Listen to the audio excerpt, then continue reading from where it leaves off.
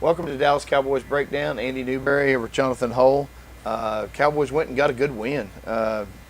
Made a couple plays, made a turnover defensively in the fourth quarter when the game was about to get away from them.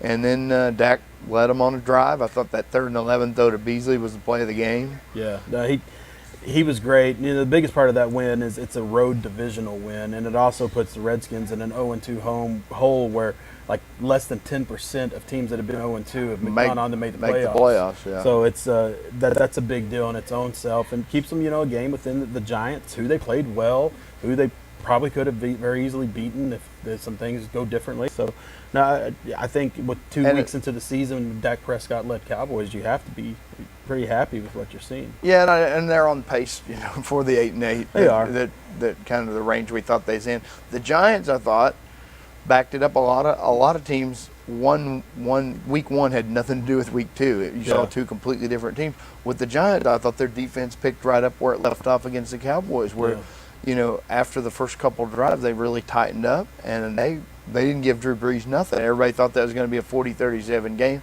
I was real impressed with the Giants' defense. They're at 2-0. The surprise 2-0 is the Eagles. It is, and I don't know if the Eagles keep it up. They beat the Bears and Browns. Yeah, you don't necessarily feel good about that. I mean, the Bears are disappointing, and now Jay Cutler's hurt for them. But with the Giants, their defense kind of surprises me. I don't know that I went to the season just thinking that was going to be a real good defense. But, they defend the run really well. And part of that's on the Saints. I think the Saints abandoned the run, which they can be guilty of doing anyway. But they defended Ezekiel Elliott well. They did the week before. So, and then give them credit. I mean, they're getting enough pressure on the quarterback to keep those guys uncomfortable whenever it matters. So, if anything, the Giants were not opportunistic this week. No. And didn't put that game away like they probably should have. They had a real sloppy 1st and goal series from the 2 or 3 yard line. Where the play calling was suspect, and Eli missed a pass on 3rd down. Yeah, new coach hasn't changed what they do on the goal line. But they had been 3 for 3 on the Cowboys. That's true. They just went down there and hit touchdowns. And with Sterling Shepard, they have so many weapons. I think they won't be bad down there. I think they can't just pound it in all the time. Their run game is still not good.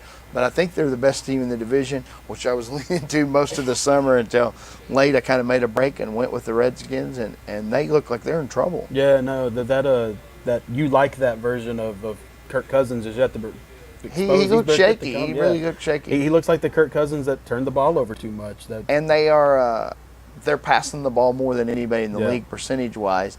And I don't know if that's going to change. So they're not going to take pressure off him by not making him hit a lot of throws. And they didn't need to do that the other day against the Cowboys either. I mean, they were averaging – I think Matt Jones averaged 4.7 yards per carry, but he only had 13 carries.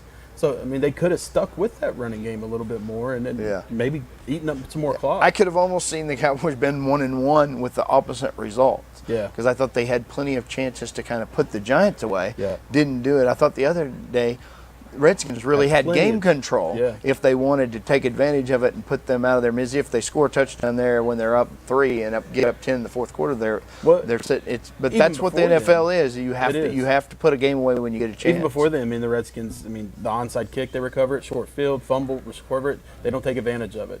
I think the Cowboys go 2-1 this week. You think they beat the Bears? I do think they beat the Bears. No Jay Cutler.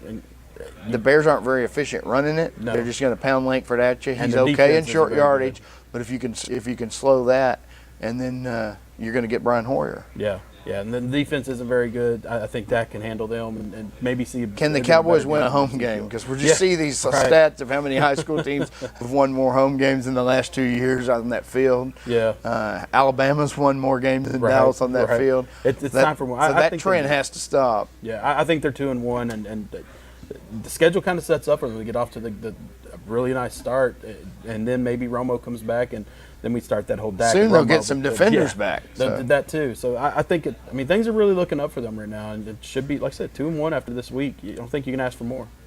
Thanks for joining us. We'll come back next week and see how they did against the Bears.